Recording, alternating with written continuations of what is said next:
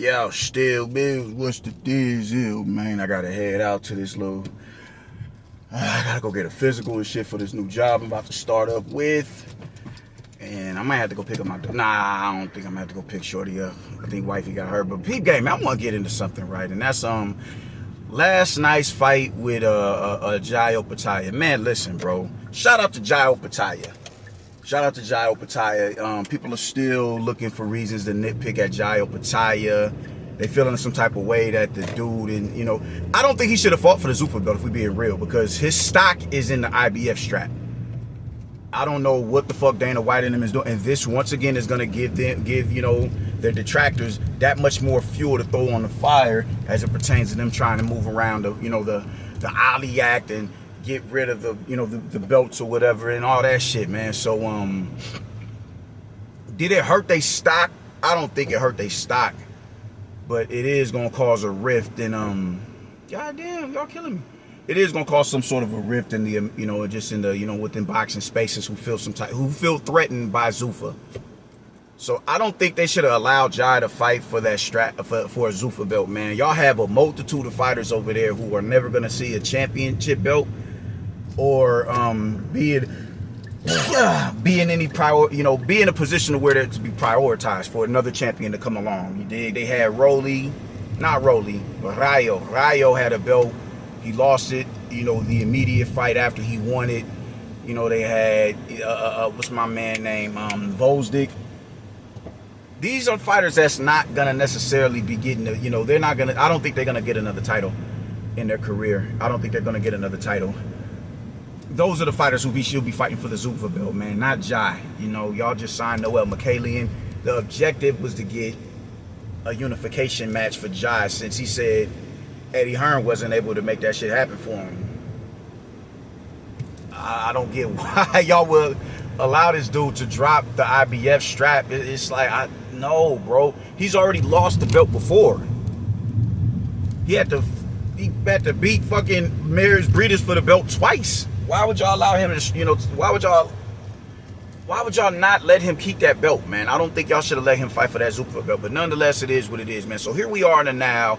He puts on a brilliant performance last night. Now, we shouldn't look too deep into it because, it's not, Brandon Glanton, he's not I don't think he's ever going to be a champion. I think he's going to be a dude who wears like, all right, man, this is a sturdy motherfucker right here. This nigga can take a shot. He can make you labor slightly, you know what I'm saying? We can put him in with someone who's, I think he can fuck around and be gatekeeper status, you know what I'm saying? Or, a legitimate litmus test. Like, we're going to throw you in here with Brandon, and we're going to see how, it's sink or swim. Let's see how you do against Homeboy, man. He did go in there. He lost to Chris Billum Smith. I do remember that fight. You dig? He's a dude to where, just if you don't have the abilities of a Jai Opetia, he's going to give you hell. And even Jai, with those abilities that he had, he did find a home for them right hands, whether it was in the pocket. I think I don't know if it was the first or the second round. He threw, he landed a significantly, sizable right hand on Jai Opetia, and it sent him back to the rope. It wasn't enough to buzz him and make him do the stanky leg or nothing like that, but it did catch his attention. It did catch his attention. He got, Jai he's a quality operator in the ring, and he's been in with bigger punchers. And sometimes it ain't just about the shot, the power, the potent power behind one single shot. Sometimes it's just about a motherfucker who just knows how to properly place the shot. Nobody has beat Teofimo up the way that, I won't say that.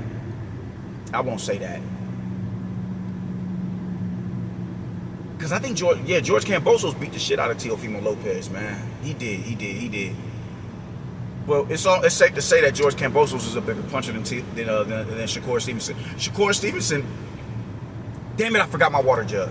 It's not about the punching power. Sometimes it's just about just the accessibility of you that allows them to hit you as often as they hit you, and it's also the astute punch placement of the opponent in front of you that leads to you getting blemished and beat up and body bagged in the middle of the ring. So that's what Benavidez offered, and Benavidez is a big puncher. You know what I'm saying? He broke Jai's jaw. And that still wasn't enough to stop Jai from fighting.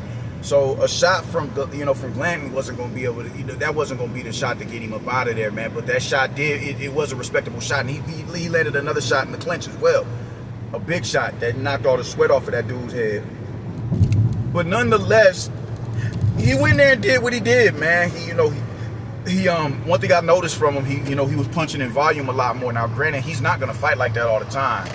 He's not going to fight like that all the time because he's not a volume puncher. He's a dude who puts 1 and 2 together, unless he has you bent to his will. And this is why, I look at people people don't know how to decipher fights, in their totality, man. Just because they're doing something in front of an opponent that they wasn't able to do in front of another opponent. 9 times out of 10, that means because you're that much better than this opponent right here, where you can get away with that shit.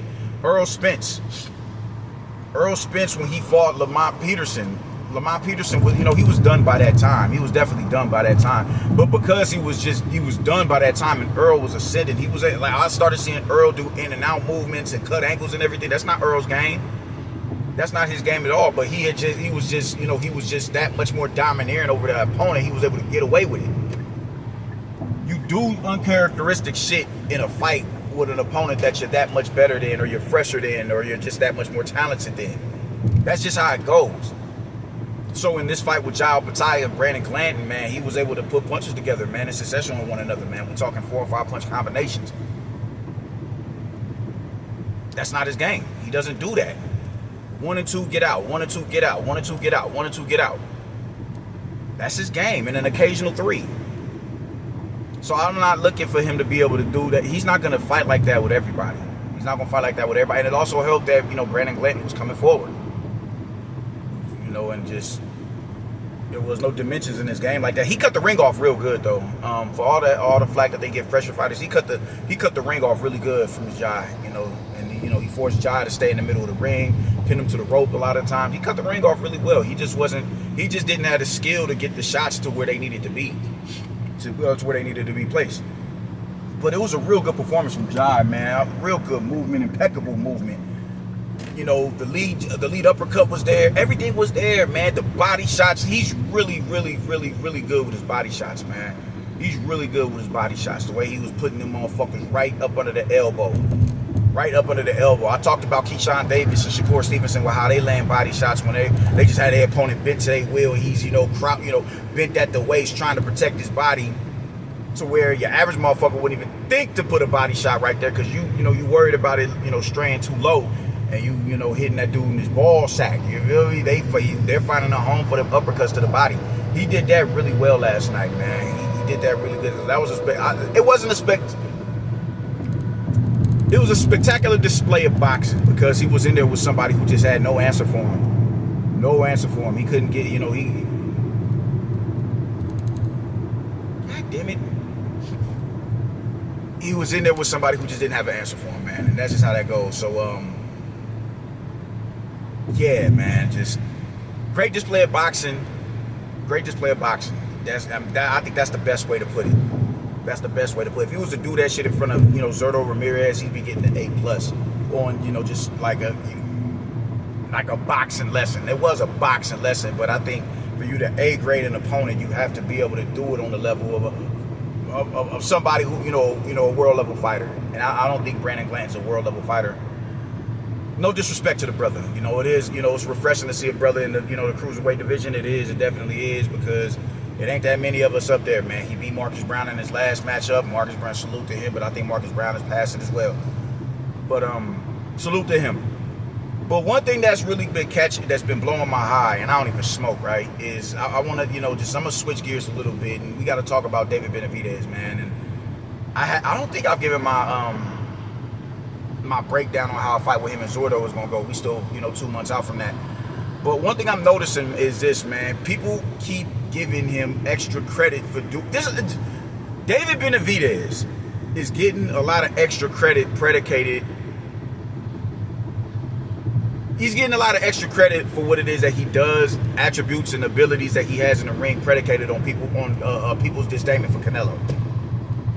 I'm literally talking to somebody right now telling me this dude has good defense. I've heard people say he has good head movement and footwork. I've heard a lot of I've heard some of the wildest shit. I've heard he's a complete fighter. I've heard a lot of just outrageous shit that'll make you say, how are we watching the same sport? Are we watching the same fighter? Because there's no way you can sit here and say the shit that you're saying and have watched David Benavidez, man. David Benavidez is a flawed fighter, and that's okay. Why? Because there's a multitude. We just saw Navarrete last week. No, the week before last. I'll take that back. It's Monday. We saw him do what it is that he did to Sugar Nunez in the fight that he was the underdog going into. Despite him being the more seasoned and experienced one, I definitely picked Sugar in that fight. Because I just thought Sugar was too sharp.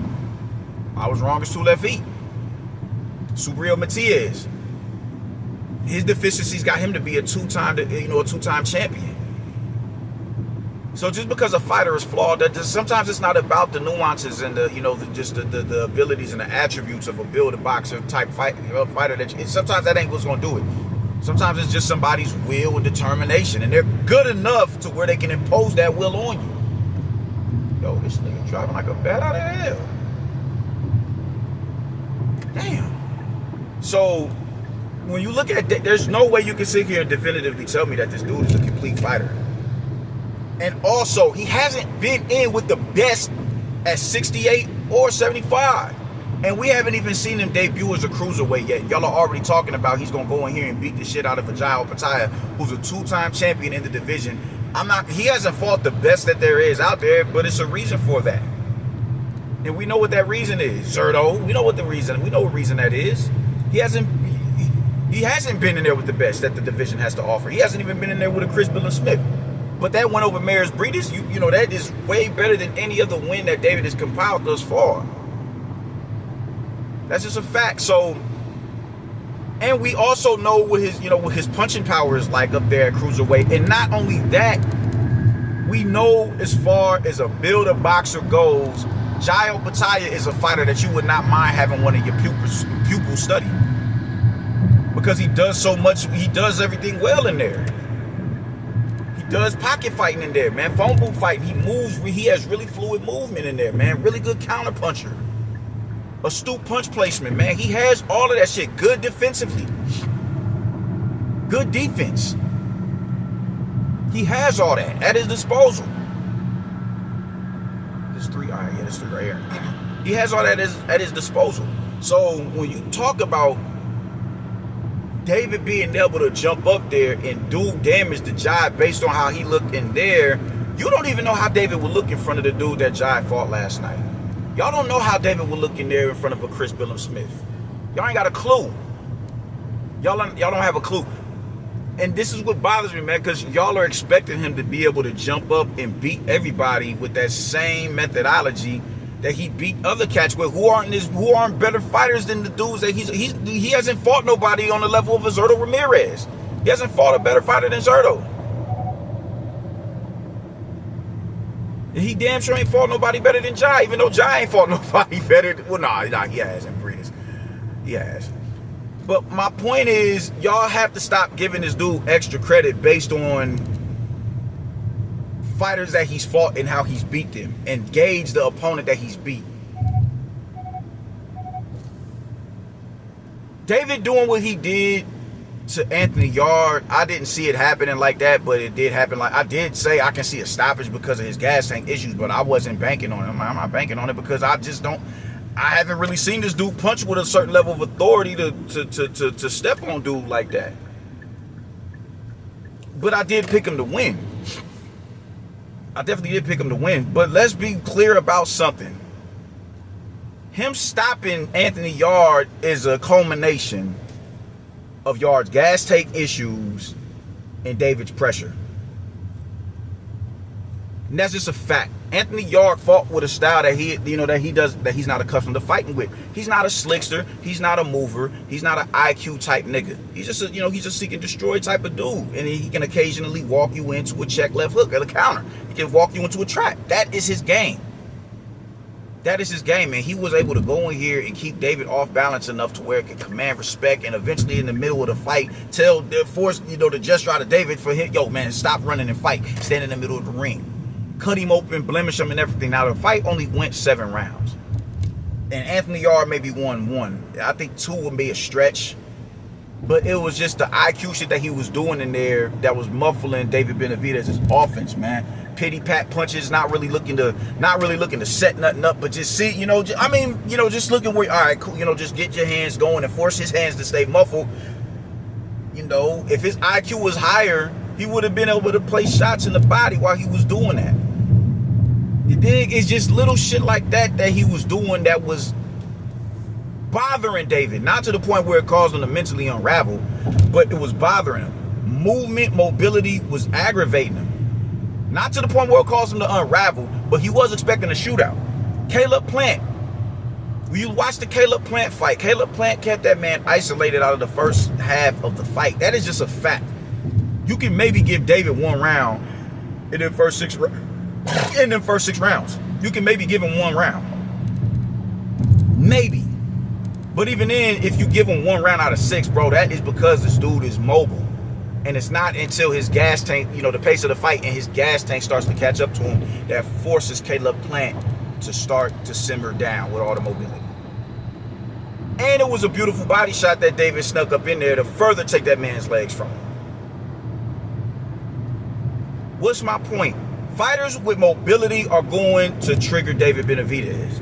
And people they're ignoring that shit because they just so googly-eyed over the dude. When you can just call the shit down the middle and say you a fan of David, that's what's up. Be a fan of him, man, but call the shit down the middle. We don't know how he's going to carry that weight. We don't know if he's going to have the same stamina. We don't know if he's going to have the same speed. We don't know. We know he's not going to have the punching power to deal with a lot of, to keep them brutes honest up there. We know that. But let's just say that he does keep his stamina and his punching power. He carries his attributes up to, to cruiserweight. How is that going to thwart a Jai Opetia in his ability to get around you and get in and out and control distance and pivot and spin out when he wants to in the pocket, off the rope? He can do all that shit. The dude has a bag. Homeboy got a bag. And you're telling, people keep playing this game, even with Zurdo, they're saying that because Zurdo looked the way that he looked in front of Dorticos, that means David is going to be able to jump up and do whatever the fuck he wants to do to him. And that's just not the case. Anthony Yard is not a litmus test for a fight with Zurdo, or how a fight is going to go with Zurdo because of how Zurdo looked in there with fucking Uriel Dorticos. Just like it's not a litmus test, a fight with David Benavidez beating Anthony Yard in the capacity that he did. That isn't a litmus test as to how he's going to be able to do job because how he went in there and looked with Brandon Glanton. Pump your brakes on the dude. That's all I'm saying, man. Just pump your brakes on the dude. And this is why when I go on Luke's platform, I'm getting deemed as a hater all the time. Which I'm a hater. That doesn't bother me. Everybody's a hater. I'm just... it's no issue off my back with admitting it. I'm a self-proclaimed hater. That shit don't bother me. But everybody has, everybody has fighters and teams and players that they're just not fond of, man. This diehard Laker fans who can't stand the fact that LeBron is taking up space in the fucking in blue and purple and gold. They don't like it. We Kobe over here. It's Team Kobe. You feel me? God damn. So all I'm saying is let the dude earn the prestige that y'all are trying to put on him. That's all I'm saying. But he has not fought the best of the best in the division, in none of the divisions that he's campaigned in. None of them.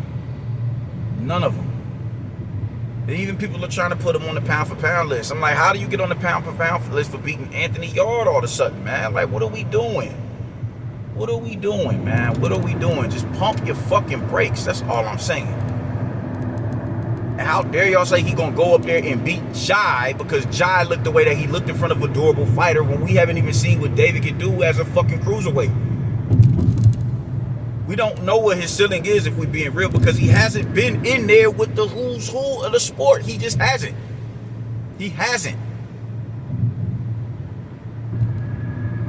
Has Jai been in with the who's who? You can say that because Maris Breedis, motherfucker. Dude was a champion. And he's been in there twice with him. And he wants to get in there with Zurdo, but we know what Zurdo was doing. We know what Zurdo was doing. They're finding ways to get around this dude. And they use that to their, they use that against him. He ain't fought nobody. Well, I mean, shit. If we being real, he hasn't. Outside of Breeders. So nobody is gonna argue that. Nobody is arguing that. But the same way you put David and you put Jai Opetia in there, and you just watch them, and you look at a fighter that you like, yo, I want you to adopt this style right here. Watch Jai Opetia how he does this and that and the third. Watch David Benavidez how he does this and that and the third, and you make a decision on who you would want one of your pupils to sit there and study. 9 times out of 10 is gonna be Jai Opetia. He has more abilities than David Benavidez.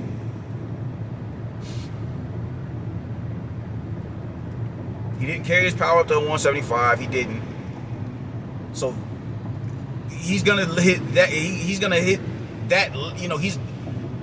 His punching power is gonna dissipate that much more with him jumping up. So now you have that to contend with. Like, dang, man, like that one attribute that you had is all of a sudden diminished that much more because these are bigger dudes up there. These are bigger dudes. You don't have that at your disposal like you did in other divisions. You don't have that at your disposal. So now what else you have to contend with is pressure and his volume punching. And how are you going to pressure a fighter who has the mobility to keep, maintain distance and spacing?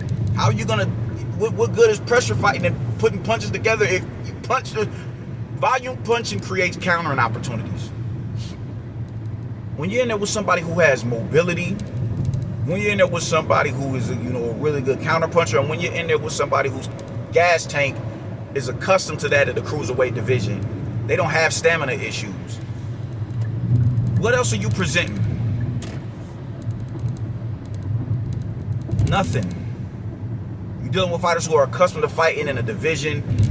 There's nothing else that you have to offer outside of being a brute and Debo tactics. That's not gonna be enough in front of no goddamn Jai Opetia. I ain't gonna say nothing about my pick with Zerto and David as of yet. If I haven't already said it, if I haven't said it already, I'm gonna just keep that to myself for the time being.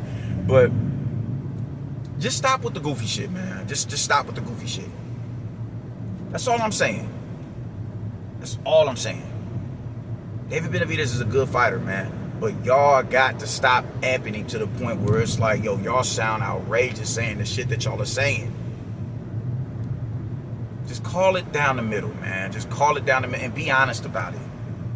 Be fucking honest. That's all I asked for, man. When we was on Luke's panel last week and Mirage said, I hate Canelo, I was praising him for that. Thank you. Thank you, because now we can have an honest conversation. Because nowhere in the sport does it say that you have to be a fan of every team and every individual. You don't. This shit is built on rivalry. That's why sports is what it is. You don't gotta like a nigga because he's from a certain, or because he's playing a sport at a high level, a sport that you love. No, you don't gotta be a fan. You can acknowledge somebody is dope at that, but you can say, I just don't dig homeboy. And that's okay, you get that right. All these self-righteous ass niggas, man. Oh my God. So I say all that to say this, man. Stop putting the extras on David Benavidez. If David Benavidez carries his abilities up to cruiserweight, the way that he looked in there, even in front of an Anthony Yard, he's not fucking with no Jai Opetia. He's not. Jai Opetia would put that dude in a coma. He would. He'd comatose that man. I'm gonna save my pick with Zerto until it's time to until that fight get closer, man. But I'm just saying, man. Just all in all, man. Just stop amping, dude, man. That's all I gotta say. That's all I gotta say, man. I'm going into this place and I will get with y'all later. Deuces.